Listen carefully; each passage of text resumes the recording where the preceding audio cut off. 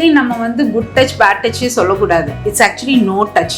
யாரும் நம்மளுடைய பாடியை வந்து இப்ப அஃபெக்ஷன்ன்றது ஒரு சர்டன் பீரியட்ல ஃபீமேலுக்கு வரும், மேல் ரெண்டு பேருக்குமே ஜெண்டருக்கு வரும். இந்த ஸ்கூலிங் ஸ்டேஜ்ல ஃபீமேலுக்கு பிடிக்காது, பட் மேல் வந்து இவளுடைய எக்ஸ்பீரியன்ஸ் தான் அவளுடைய எக்ஸ்பீரியன்ஸ். ஸோ அந்த எக்ஸ்பீரியன்ஸ் லெவல்ல that kid will not be able to advise her how to go about with it. So அதனால எல்டர்ஸ் கிட்ட தான் நம்ம சொல்லணும். So when things are becoming worse, the parents எப்படி அவங்க சேஃப் அண்ட் செக்யூரா அந்த சோஷியல் மீடியாவில யூஸ் பண்ணலாம்.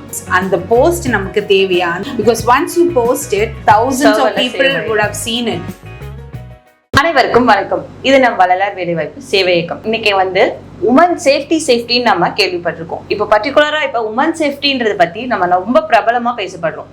அப்படின்னா என்ன, எப்படி ஒரு உமன் ஒரு பிரச்சனையில இருந்து ப்ரொடெக்ட் பண்ணிக்கலாம், அந்த மாதிரி கிளியரா நம்ம கூட பேசுறதுக்காக, டிப்ஸ் கொடுக்கறதுக்காக டாக்டர் வித்யா ராம்குமார் மேம் இன்னைக்கு நம்ம கூட ஜாயின் பண்ணிருக்காங்க. Welcome ma'am.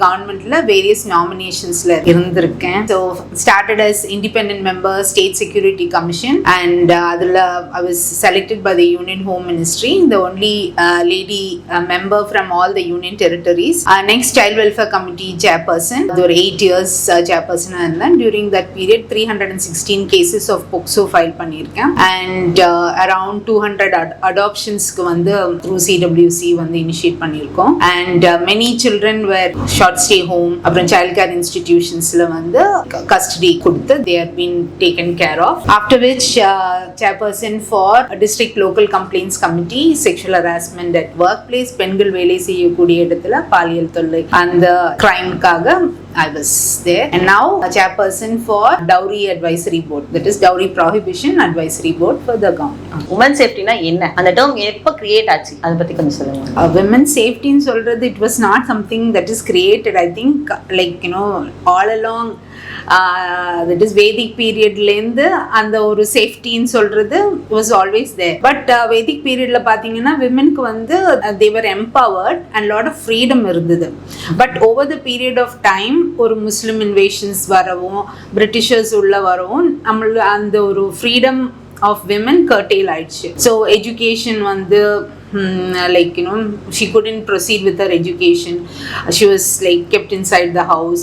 Later on அது வந்து டவுரி சிஸ்டம் அண்ட் தென் சத்தி, அந்த மாதிரி வேரியஸ் என்ன சொல்றது இஷ்யூஸ் வரவே அது வந்து ஒரு சேஃப்டி மெஷராக நம்ம ஏன் பார்க்கக்கூடாதுன்னு சொல்லிட்டு அந்த ஆங்கிளில் தான் it had taken a friend step. இப்ப நம்ம பாட்டி தாத்தா காலத்தெல்லாம் இந்த உமன் சேஃப்டின்றது கேள்விப்படாத ஒரு விஷயமா இருந்துச்சு. இப்ப இருக்க கரண்ட் சிச்சுவேஷன் இந்த சொசைட்டில உமன் சேஃப்டி மஸ்ட்ன்ற மாதிரியே ஆயிட்டு இருக்கு. இது எது இந்த ஜெண்டர் அந்த அங்க இருக்க மெச்சூரிட்டி, இந்த மெச்சூரிட்டி இல்ல என்ன ரீசன்னால இப்ப இந்த உமன் சேஃப்டின்றது ரொம்ப பிரபலமாவே இங்க பேசப்பட்டு இருக்கு மேம். ஆக்சுவலி இப்போ பிரபலமா பேசுறதுனாலதான் அந்த உமன் சேஃப்டி இஷ்யூவே வெளியில வருது. முன்னாடி எல்லாம் வந்து ஜாயிண்ட் ஃபேமிலி சிஸ்டம், அதுலயே வந்து நிறைய பாலியல் இஷ்யூஸ் எல்லாம் நடந்திருக்கு. தட் இஸ் குழந்தைங்களுக்கும் சரி விமனுக்கும் இஷ்யூஸ் நிறைய நடந்திருக்கு.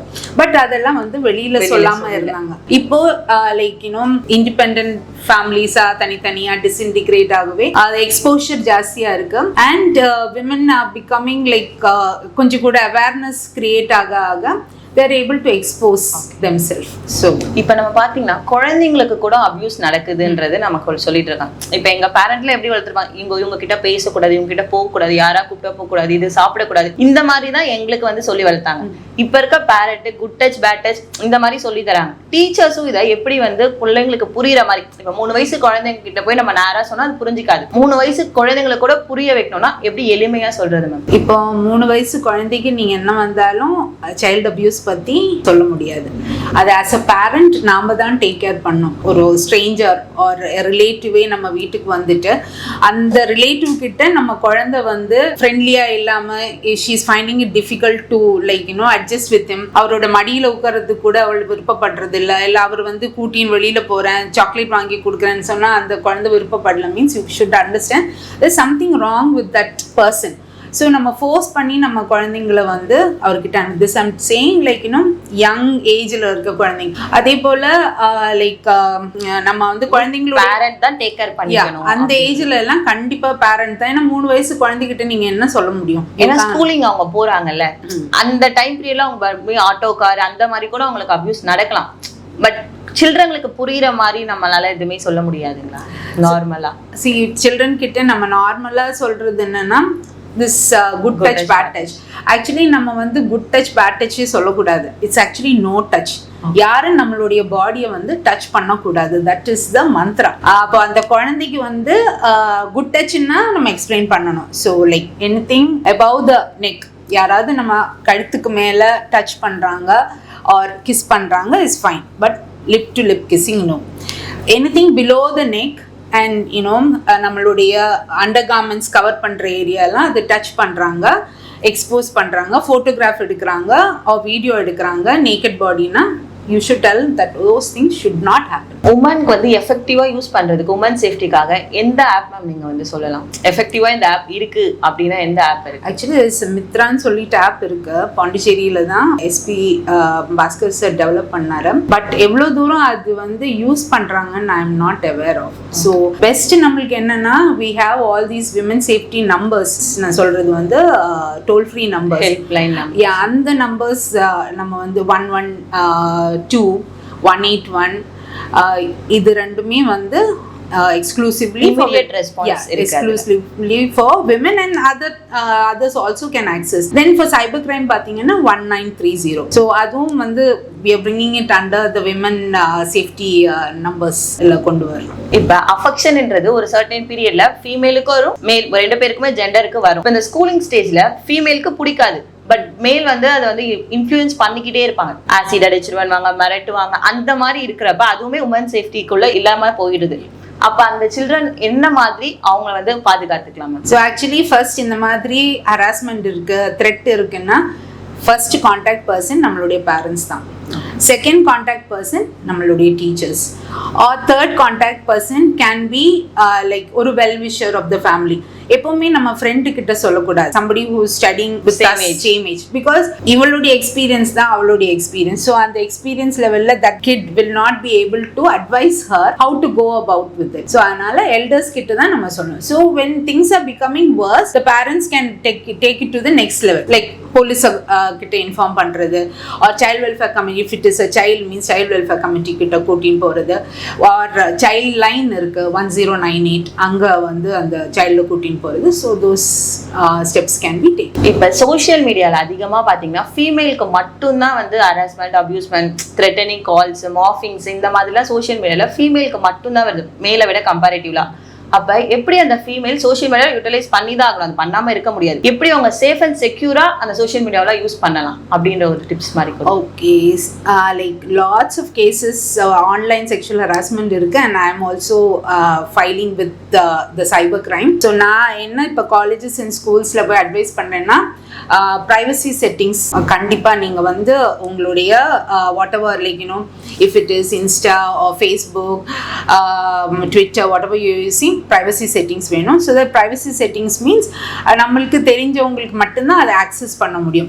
And then like if you want to post something on social media, you have to think ஒரு 100 times அந்த போஸ்ட் நமக்கு தேவையா, அந்த ஃபோட்டோ நம்மளுக்கு தேவையா. Because once you post it you can erase it, delete பண்ணிக்கலாம், but by the time thousands of people would have seen it.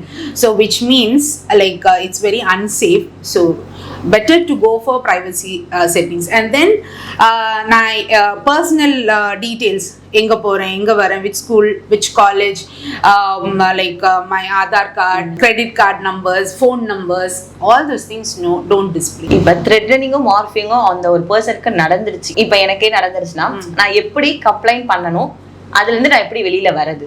Actually நான் சொன்னது போல 1930 இஸ் a cyber crime உடைய helpline. You can immediately inform and once you inform அவங்க என்ன சொல்லுவாங்கன்னா ஆன்லைன்ல வந்து நீங்க கம்ப்ளைண்ட் ஃபைல் பண்ணுங்க. So there is this online filing system also which you have to file. So automatically வந்து போலீஸ் அந்த கேஸை ப்ரையாரிட்டைஸ் பண்ணி they will handle the cases. So that is fine with respect to the police. ஏன்னா இப்போ நம்மளுக்கே வந்து ஒரு hacker கிட்ட போயிட்டு நமக்கு வந்து இந்த photos எல்லாம் delete பண்ணலாம்.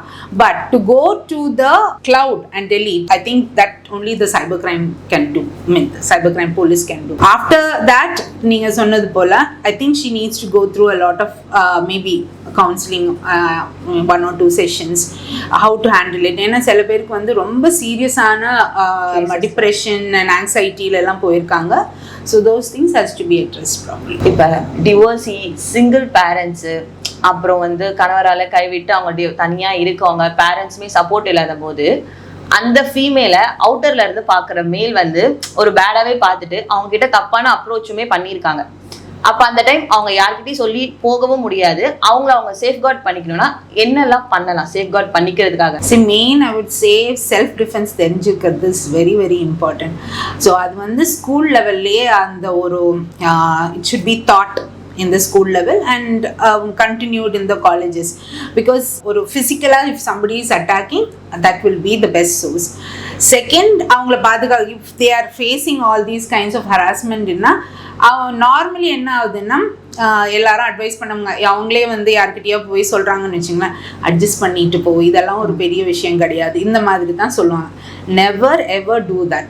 பிகாஸ் நீங்கள் அட்ஜஸ்ட் பண்ணுறீங்க மீன்ஸ் நீங்கள் திரும்பியும் அந்த பர்சனால ஹராஸ் ஆகுவீங்க. அவர் உங்களை ஹராஸ் பண்ணுறது மட்டும் இல்லாமல் மற்றவங்களெல்லாம் வந்து ஹராஸ் பண்ணுறதுக்கு ஒரு வயா மீடியாவாக நீங்கள் வந்து இருப்பீங்க. So immediate according to me you need to inform the police or through your family get the support and take it forward. இப்ப செல்ஃப் டிஃபென்ஸ் பண்ணும்போது அந்த ஆப்போசிட் மேலுக்கு ஏதோ இன்ஜூர் ஆயிடுச்சு, அட் மீன்ஸ் அவன் வந்து டெத்தே ஆகிட்டாங்கன்னும் போது அது கேஸ் ஆஃப் ஃபைல் ஆகுமா, இல்ல அந்த பொண்ணு வந்து ஓகே அது கேஸ் ஆகி அவங்க இந்த மாதிரி டைம் பீரியட் வரையும் அந்த இது கோர்ட்ல இருக்கணும், ஜெயில இருக்கணும், இந்த மாதிரி இருக்குங்களா மேம்? அது தற்காப்புக்காக அந்த பொண்ணு பண்ணிடுறா, ஒரு கொலையோ ஏதோ பண்ணிடுறான்னும் போது அது கேஸ் ஆஃப் ஃபைல் ஆகுமா ஆகாது? கண்டிப்பா அது கொலை மீன்ஸ் ஃபைல் ஆகும். பட் உங்க சேஃப்டிக்காக நீங்க அந்த மெஷர் எடுத்திருக்கீங்க. So it depends on how the case goes about. ஆஃபீஸ்லலாம் ஹராஸ்மெண்ட் நடக்கும், அந்த பொண்ணு மேனேஜ்மெண்ட் கிட்ட அங்க இருக்கும், ஐசிசின்னு ஒன்று இருக்கும், கண்டிப்பா வந்து எல்லா ஆஃபீஸ்லயுமே ஒரு இது வச்சிருப்பாங்க கம்ப்ளைண்ட் செக்ஷன்ஸ். அது மேனேஜ்மெண்ட் கிட்ட சொன்னோம், அங்க இருக்க ஆஃபீஸ் மெம்பர் தான் அதுல இருப்பாங்க. மேனேஜ்மெண்ட் கிட்ட சொன்னா அந்த பொண்ணு வேலை போயிடும், வீட்டுல சொன்னா வேலைக்கு போகாதுன்னு சொல்லுவாங்க. பட் அவன் அந்த வேலைக்கு போகணும்.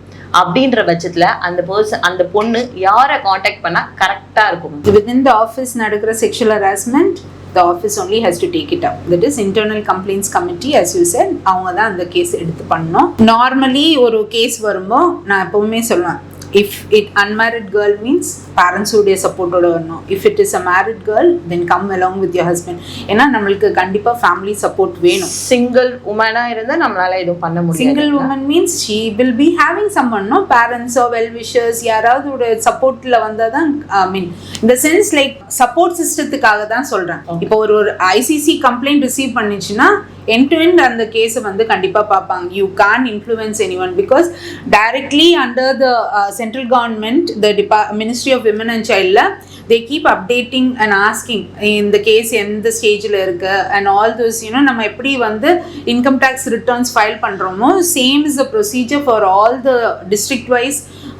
They will be asking us queries and details of the cases. So நம்ம கண்டிப்பா அது வந்து இன்ஃபார்ம் பண்ணின்னு இருக்கறனால எனக்கு தெரிஞ்சு ICC does a good job. So it's a kind of a safety for women. Okay, இதா இருந்தாலும் நம்ம ICC கிட்ட போகலான்னு, but it has to be taken up very seriously. இப்போ ICC அந்த கேஸ் எடுக்கல, நீங்க டிஸ்ட்ரிக்ட் லெவல் கிட்ட கலெக்டர் கிட்ட போயிட்டு இந்த மாதிரி எனக்கு கேஸ் இருக்கு but ICC has not taken up ன்னு சொல்லிட்டு டிஸ்ட்ரிக்ட் கலெக்டர் கிட்ட கம்ப்ளைண்ட் பண்ணுங்க. முக்கியமா உமன் வந்து தெரிஞ்சு வச்சுக்க வேண்டிய லாஸ்ன்னு இருக்கும்ல, அந்த ஒரு 5 or 6 லாஸ் மட்டும் எனக்கு சொல்லுங்க. The thing is with respect to children பாத்தீங்கன்னா POCSO. So that is very important. You should be knowing that. Then women சொல்லுமா Dowry Prohibition Act 1961. Then Protection of Women from Domestic Violence Act 2005. Then you also have Sexual Harassment at Workplace 2013 Act. And then நம்ம Child Marriage Act இருக்கு. Work பிளேஸில் பார்த்தீங்கன்னா maternal benefits அதனுடைய acts. So there is series of acts according to the need for us, like for Muslim women also recently வந்த act is also them. But prioritise பண்ணிட்டு நம்மளுக்கு வந்து எது தேவையோ and you have to understand each act நம்மளுக்கு அது எது வந்து situation according to that நம்ம எடுத்து பண்ணிதான். because இப்போ சத்தி இருக்கு, nowadays we don't have sati, so we don't touch upon that. இப்போ போக்சோ ஆக்ட்னு சொன்னீங்கல மேம், அப்படினா என்னன்னு கொஞ்சம் டீடைலா சொல்றீங்களா? போக்சோ ஆக்ட்னு சொல்றது வந்து protection of children from sexual offences act 2012. so according to that act பாத்தீங்கன்னா there's a child welfare committee. it is like a quasi judicial body which takes care of issues relating to children in their particular area. இப்போ பாண்டிச்சேரினா பாண்டிச்சேரி ரீஜன்ல, காரைக்கால்னா Karaikal region, so அங்கே CWC இருக்கும், மாஹேல இருக்கும், யானத்தில் இருக்கும். So anything related to children, இப்போ for example abuse of children, then child adoption, then நான் சொன்னது போல் சைல்ட் கேர் இன்ஸ்டிடியூஷன்ஸுக்கு வந்து குழந்தைங்களுக்கு வந்து அகாமடேஷன் ப்ரொவைட் பண்ணுறது, அவங்களுடைய boarding, lodging and food related, அவங்களுடைய education, and main thing they have to have a proper coordination with the police department. ஏன்னா நம்ம வந்து போலீஸ் கிட்ட தான் கம்ப்ளைண்ட் ஃபைல் பண்ணுறோம். they should have proper coordination with the education department because நிறைய children school drop out ஆகுமோ நாங்கள் வந்து இந்த எஜுகேஷன் டிபார்ட்மெண்ட்டுக்கு தான் சஜஸ்ட் பண்ணுறோம்.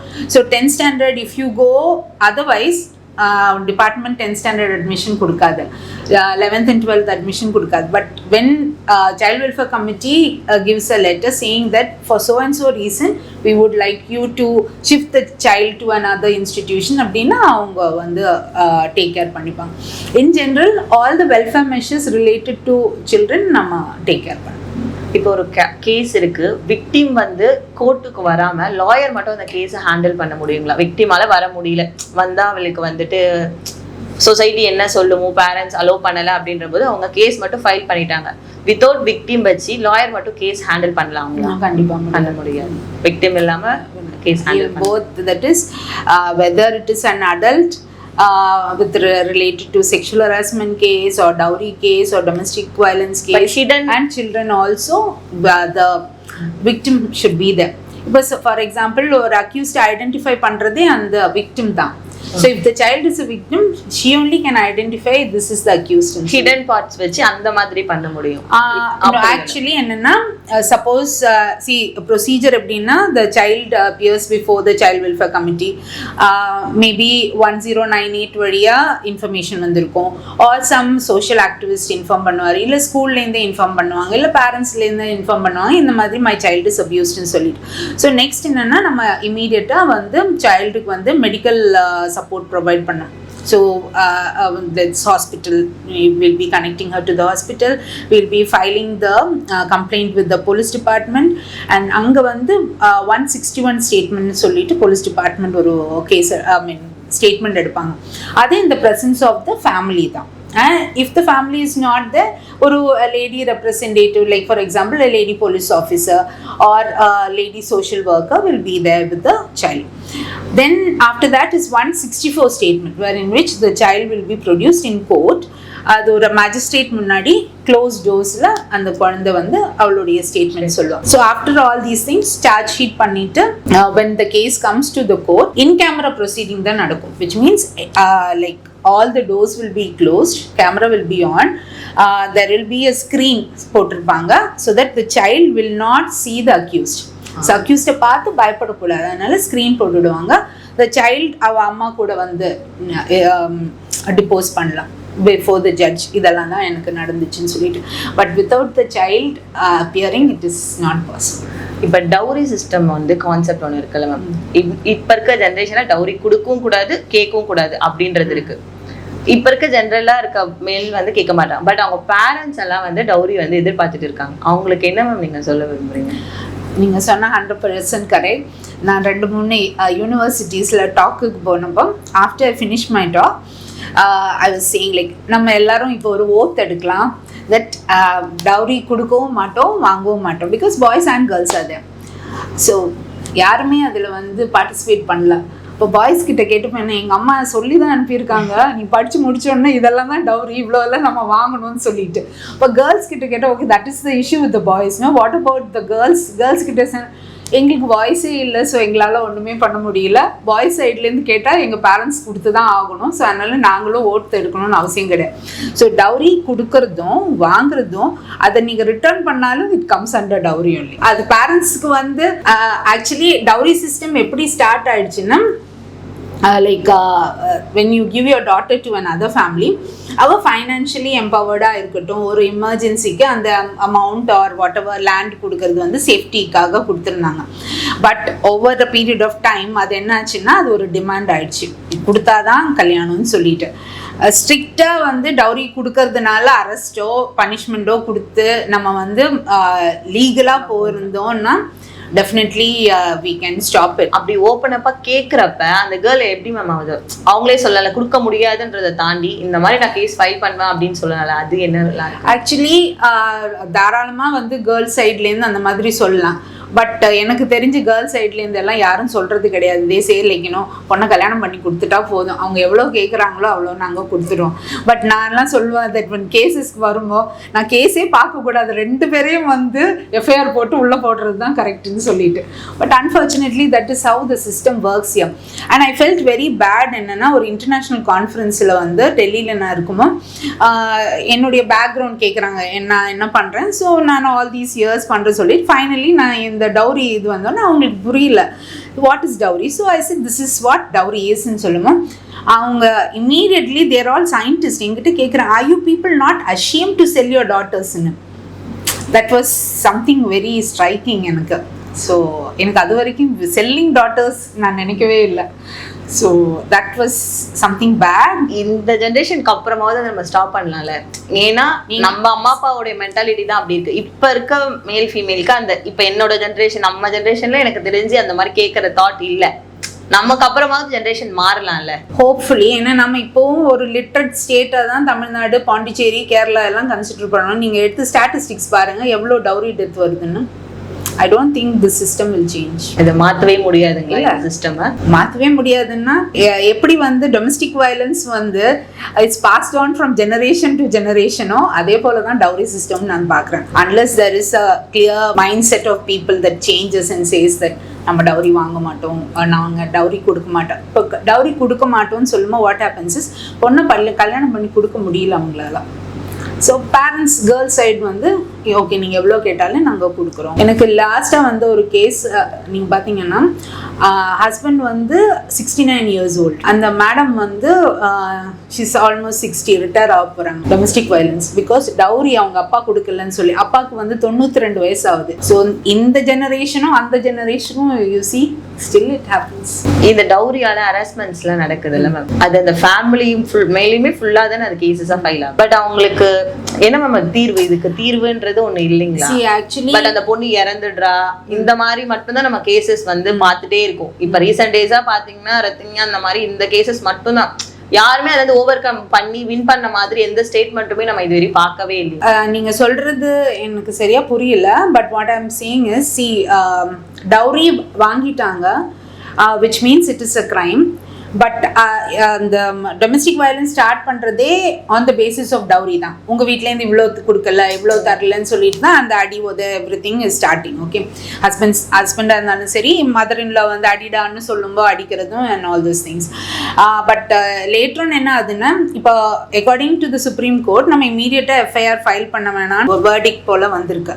விச் மீன்ஸ் the process எல்லாம் முடிஞ்ச அப்புறம் தான் all the formalities, that is இப்போ டவுரி இருந்தாலும் இப்போ dowry advisory board, protection officer, உங்களுக்கு எல்லாம் முடிச்சுட்டு when it goes to the court, only when the court says that you can file, then they are filing the complaint. But arresting is not happening because of the recent Supreme Court today verdict. உங்களோட வேல்யூபிளான timing spend பண்ணி இவ்வளோ நேரம் சொல்றதுக்கு ரொம்ப thank you ma'am.